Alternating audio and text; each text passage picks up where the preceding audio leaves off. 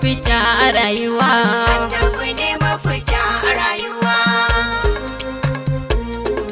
Da sunan wanda ya ba mu shugaban da babu irinsa a kyau da kwarjini, mai halayen nan da ke gaji da masu kwatance mai farin jini, zababban da ya tsara rayuwa ya daidaita ta irinsa ba wani, wanda ya ce mu rike mutuntaka mu lura da juna mun ji mun gani, makarimul akhlaqi na sane gaba ɗaya dan ba a yi barkini. Yau wata waka ce ta ambato akwai sako a ciki da martani, dan wani baitin masu bincike sai su zata kaina nake gani. Allah sarki ba hakan bane, kauna ce a cikin abin sani, dan harshe na yayi tantube a gafarce na a ƙara min kini. Daurin karaya sai hankali, zafi barabuwa da magani.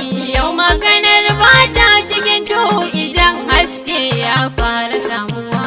Annabi ne mafita a rayuwa.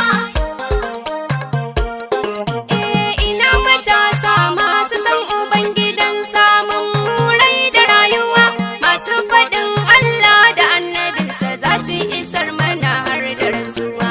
Dangi masu kula fucin ganin waliyu zati a ran da ba uwa, 'yan raina bansa ga shugaba masoyan gaske na kara karuwa. Ga wani ɗan sako na ambato gare mu masoya masu shakuwa, annabi ya ce kullum muskirin haramun sai mutuna wa 'yan uwa.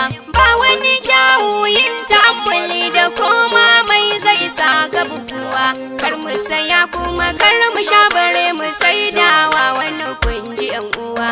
Mai imani dole ya sani maye baya yaya damuwa, babu karamci ba mutuntaka ga duk mai yin sabare wadatuwa, babu kusanci ba mu shahada bare idiraki mai kadaituwa, mai maye baya farin ciki bare ya ga annabi ba kasantuwa.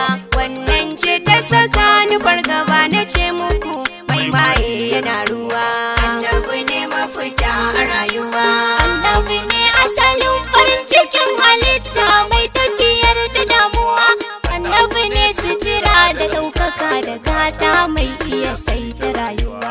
Annabi ne sirrin wadatuwa da annashuwa mai gyaruwa. Annabi ne mafita a duniya da ranar tsaiwa mai rubanyuwa. Annabi ne nasara ga mai nufi idan ka rike shi ka sami karuwa. Annabi ne fitilar Ubangiji mafi haske mai haska haskuwa. Annabi ne buya da bayyana ga kowane alkhairi na faruwa. Annabi ne waraka da lafiya da albarka da rabon rabautuwa. Annabi ne tsira da gafara da ceto mai hana kauna cutuwa. Annabi ne mafaka matabbata masira mai yanci da yantuwa. Annabi ne tsari da tsaruwar tsaro sarkin da ya sarkake ruwa. Annabi mai wala saufa ya udi ka rabu kama dalla da rayuwa. Madalla da rayuwa na ce muku madalla da rayuwa. In ya hana wallahi ta hannu da umarninsa ake rabautuwa, wa in tuɗi uhu ta hatadu abinsa kaɗai aka shiryuwa.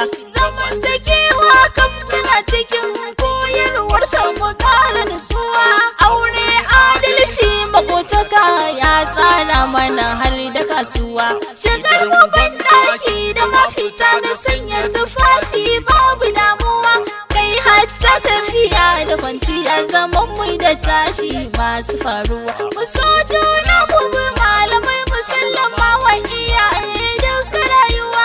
Sassauci a cikin mu'amala da kowa kauna ta yi ta karuwa. Komai ba cuta da cutuwa bare cutarwa masu yaduwa.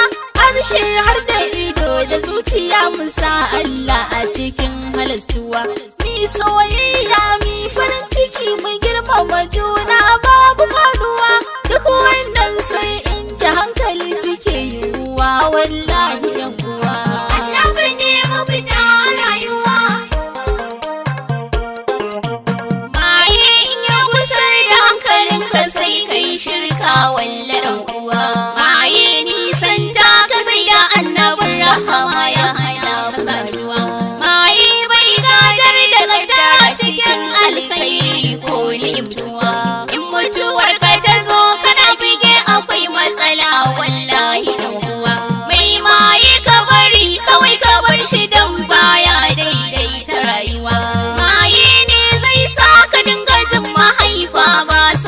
san ka dan uwa. Shi zai sa ka ji ba ka san ganin masoya ko dangi da yan uwa. Maye zai iya sa ka kai kisa tsiya da nadama si ta wanzuwa. Dukkan wanda ya yarda shugaban halitta ne manufarsa yan uwa. Ba a ganin sa cikin mu'amala ta sha da fatauci masu koyuwa. Dan kwa biyayya za ta bayyanar da soyayyarsa irin ta gamsuwa. Sai turbinsa ya ratsa zuciyarsa yayi ta salati ba gidayuwa. Yayi ta salati ba gidayuwa. Yayi ta salati